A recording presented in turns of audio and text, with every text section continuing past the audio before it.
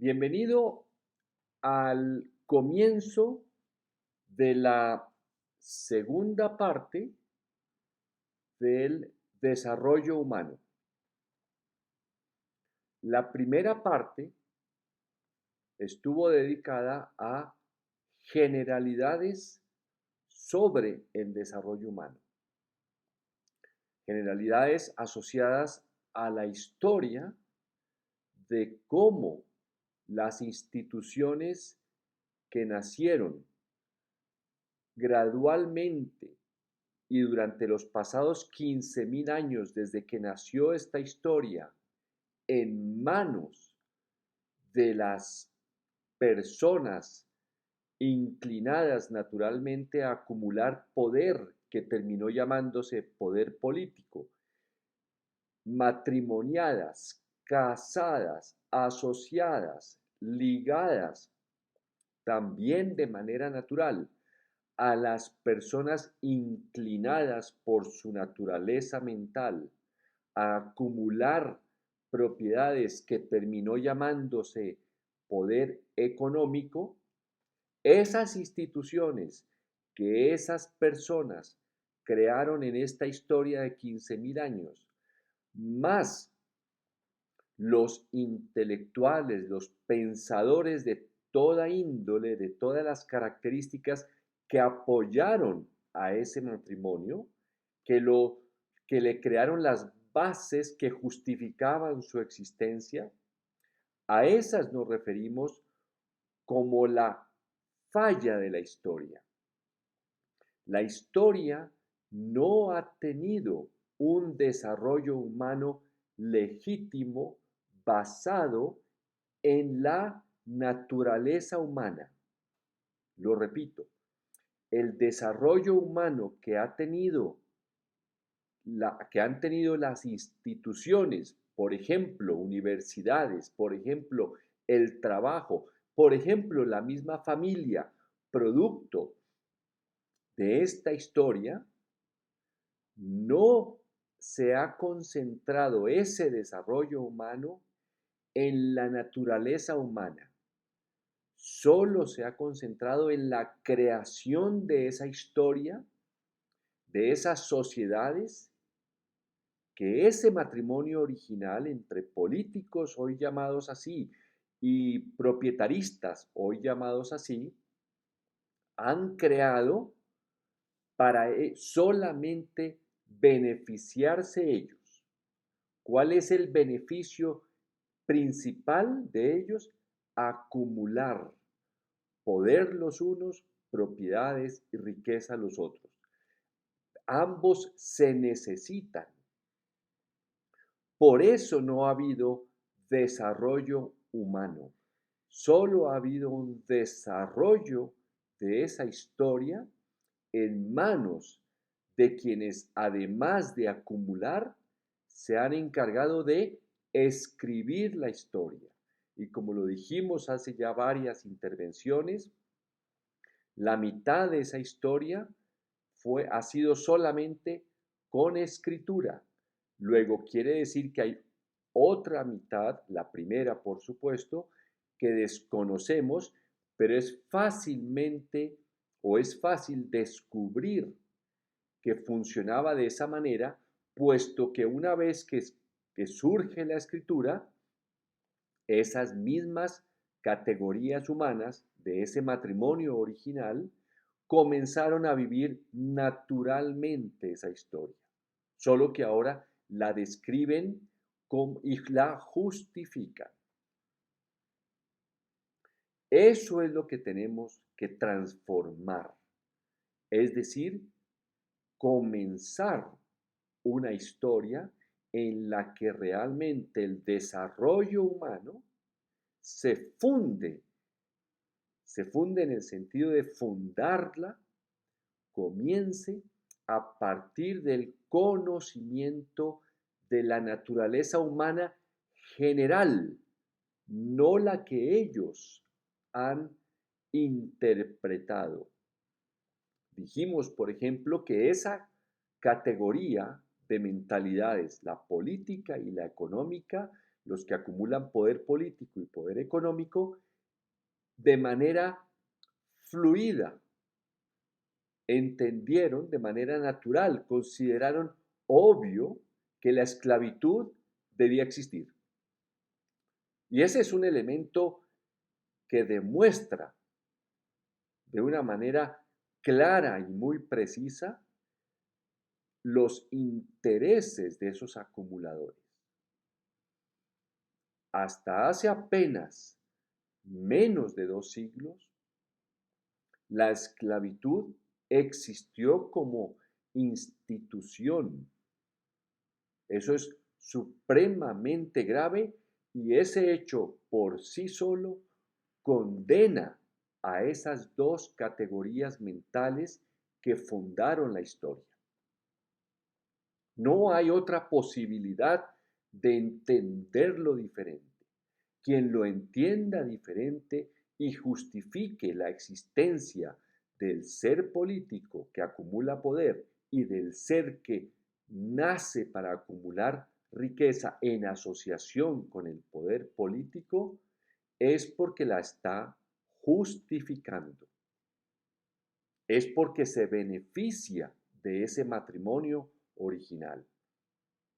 Luego, también es condenable esa manera de pensamiento porque no asciende a la naturaleza humana tal como emerge de la evolución de la vida y de la evolución que condujo a nuestra especie. Luego, esta segunda parte va a estar dedicada exclusivamente ya al desarrollo humano basado en el conocimiento de la naturaleza humana que hoy tenemos.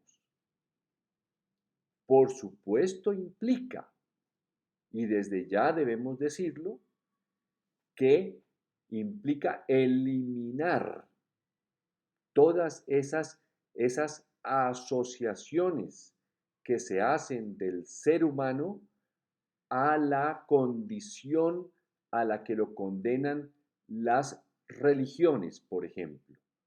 Es decir, en el caso del cristianismo, a que el ser humano nace con un gran pecado que lo corrige un sacramento, luego continúa siendo pecador, es decir, débil por la voluntad, débil de mentalidad, porque siempre está al borde del pecado, luego siempre tiene que estar corrigiendo algo para lo cual está inclinado, es decir, siempre está buscando lo malo en los demás y buscando lo malo en sí mismo, y esos pensamientos los avivaron ese matrimonio original. ¿Por qué? Dentro de ese matrimonio original caben perfectamente los líderes religiosos, ya estén a veces en el poder político, ya estén a veces en el poder económico, pero ahí se han movido. Luego, debemos eliminar ese origen de cada uno de nosotros como un ser débil que constantemente y continuamente está inclinado al mal. Eso debemos eliminarlo. Bien, comencemos entonces esta segunda parte del desarrollo humano considerando por encima de todo que cada cerebro de cada ser humano que ha existido, que existe hoy y que existirá, es único, es exclusivo de la persona que lo porta. Tiene un crecimiento singular. Voy a mencionar mucho la singularidad humana. ¿Qué significa desde un punto de vista inicial que cada cerebro es único? que la normalidad mental no existe, no puede existir y no debe existir la normalidad humana, puesto que cada ser humano es singular. ¿Pensaría usted que existe la normalidad en el frutero? ¿Cuál es la fruta normal? Puesto que todas son distintas, todas tienen un sabor característico diferente, todas tienen un color diferente, todas tienen un tamaño distinto. ¿Qué hace grande, qué hace importante, qué hace útil al frutero lleno de variadas frutas? Que cada una aporta desde su singularidad un sabor, si se trata de hacer una ensalada de frutas, un color, si se trata de pintar un frutero, un tamaño específico, si se trata de ubicar las frutas en un frutero pequeño, grande o mediano. Es decir, la normalidad mental debemos desecharla de plano si queremos hablar del desarrollo humano fundamentado en la naturaleza humana. No sé si ya he sido claro al señalar que hay que eliminar todas esas concepciones de la naturaleza humana. Recuerdo mucho cuando yo era pequeño en el colegio, los sacerdotes le decían a uno que agradeciera a su Dios por ser normal, que no era un genio ni tenía un problema del desarrollo mental.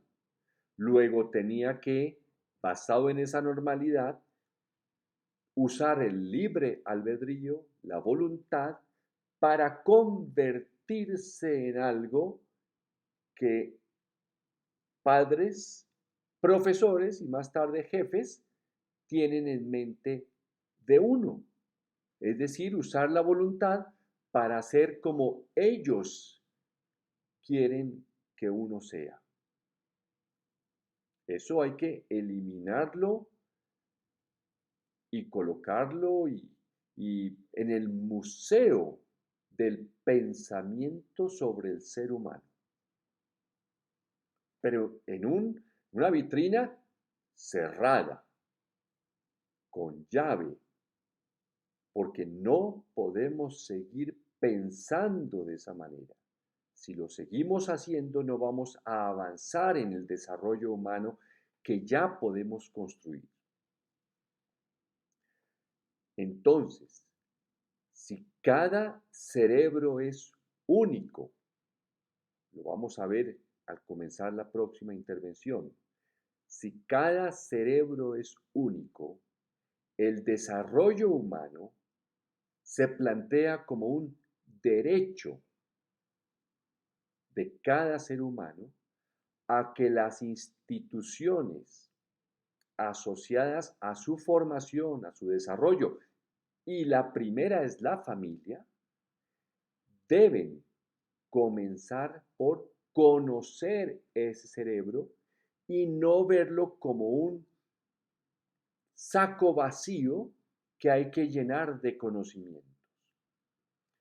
Obviamente no podremos forzar a los padres a cambiar su pensamiento porque ellos ya traen un pensamiento que adquirieron en el pasado. Los futuros padres serán los que vean a los hijos con el interés de conocerlos, de descubrir cómo es ese cerebro. Profesores comenzaremos a formar seguramente y sin duda donde tendremos que actuar más a fondo será en el mundo del trabajo para eliminar gradualmente el peligro que hoy significa trabajar con jefes que crean ambientes en donde las personas enferman y mueren. Continuaremos la próxima vez. Muchísimas gracias.